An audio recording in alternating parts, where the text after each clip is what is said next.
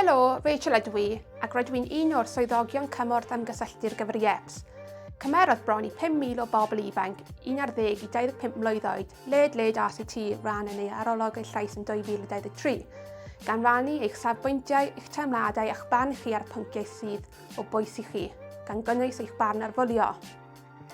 Dywedodd 65% o cefnogwyr eu bod nhw wedi gweld rhywun yn cael ei bwlio, a dywedodd 41% bod gyda nhw brofiad gwirioneddol o gael ei bwlio eu hunain.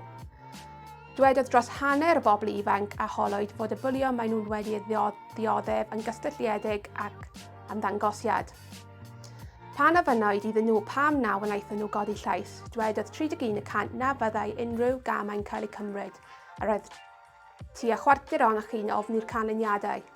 Fodd bynnag, siaradodd 71% o bobl ifanc a rhywun am y bwlio, a brofon nhw aeth dros 90 o bobl ifanc at rieni i geisio cymorth, ac aeth dros 6% i siarad gyda athrawon.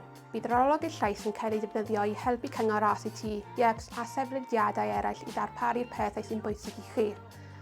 I gael rhagor o wybodaeth am Arolwg Eich Llais, cliciwch y linc isod neu sganio'r cod QR yma.